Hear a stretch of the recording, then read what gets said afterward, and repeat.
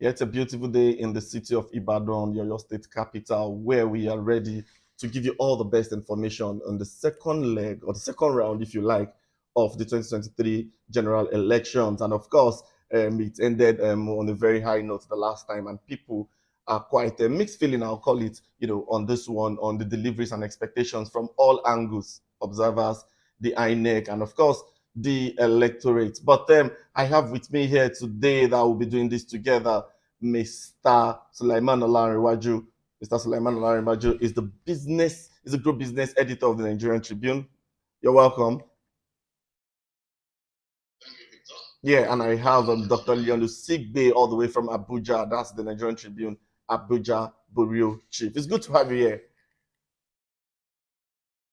Thank you, Victor. Yeah, so very quickly, let us just go, into the crux of the conversation. INEC, this is INEC's show.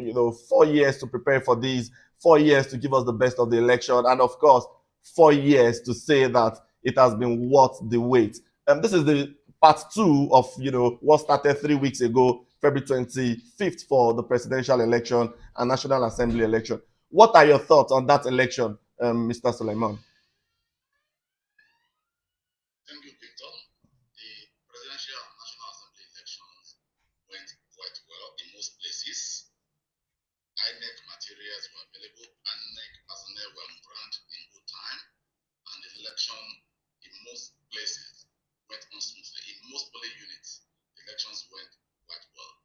But the downside of that exercise was the fact that INEC had earlier promised to transmit results from each polling unit electronically.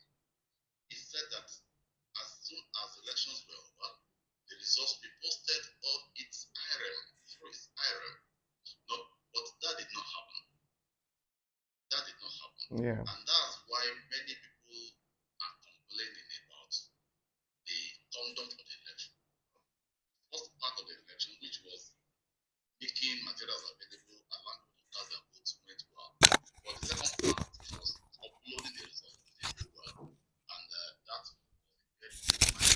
All these notifications that we are seeing now are a result of the failure of INEC to do what it promised. It promised to post results electronically immediately, but they do that. Yeah, indeed. It of course, it is about INEC, keeping their promises and giving us had. Beavers IRF, I think, would have been a new dimension election. But as it stands now, Dr. Usigbe, would we have said that INEC did a great job, from what we've seen so far, judging by what happened on February 25th?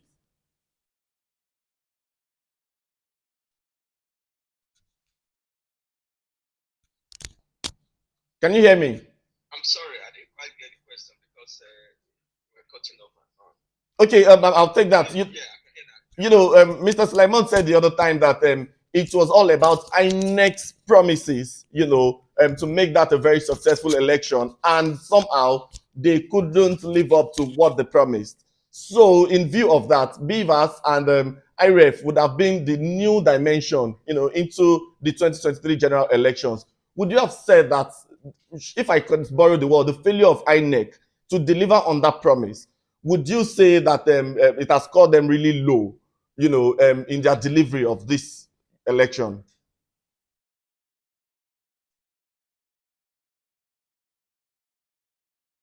Yes, you were still breaking, but I think I have a sense of what we're asking. You know, it's a bit of a worry that INEC had 4 years, you know, to actually prepare for the election of February 25, and everybody would have expected that things will go smoothly. Nobody is saying that there will be no hitches, but the amount of hitches that occurred in that election, it's just totally unbelievable. If you understand that the electoral umpire had 4 years to prepare, the electronic devices ought to have been tested. Or in fact, we were given the impression, Nigerians were given the impression that these devices were tested and they were ready to deliver. They had at least a minimum of 2 governorship elections to apply the devices, and they were told it worked well. So what happened? When it was most needed in the presidential election, how come they failed? You know, a lot of theories have been advanced. Some people said that there were, it was a case of deliberate sabotage. And some people said that it was maybe somebody wanted to be funny. That's why, in the end, they did not allow the device to work the way they should work. Well, we don't know, but in between all this, we know that the truth lies somewhere. And I believe that this one should come up, the truth should come out in due course. But from what we have seen, the way the INEC conducted that election appears to have rubbed off onto this election, because we are getting reports that people appear to have lost interest in the Victor. Mr. Sulaiman, you know, for an election to be pronounced successful, there is a need for free, fair, credible election, and of course, the feedbacks from the observers. Judging by those parameters, would you say that we are having our best elections yet? Thank you, Victor. 25th February election, you could say it was fair, you could say it was free, but is the result credible? That's the question. And that's the major part of the whole process. If the results are deemed not to be credible, then it puts a question mark on the whole process. Because if it's not credible, people will lose faith in the process. If, for instance, you are allowed to vote, you are allowed to cast your votes, that means it was free, it was fair. But if your votes fail to count, then the process is not credible.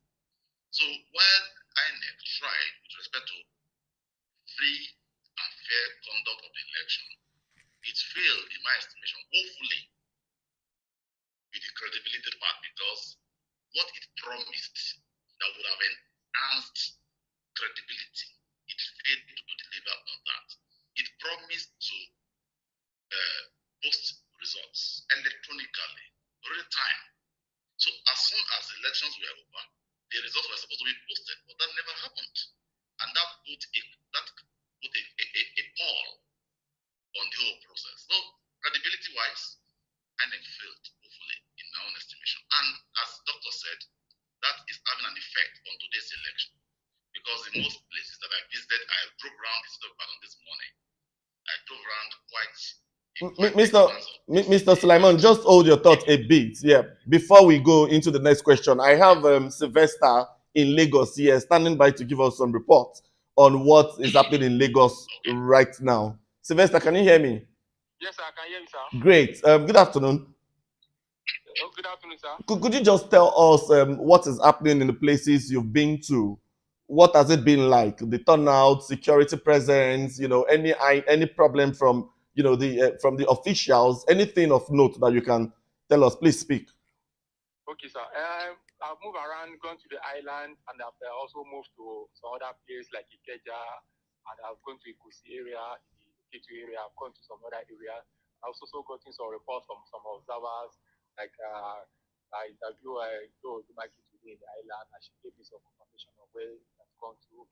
I also have some information on this. It's like what is happening here in Lagos today is like people are tired because of the threat, and because of the threat, many people did not come outside, and in many areas you can see that the threat is real.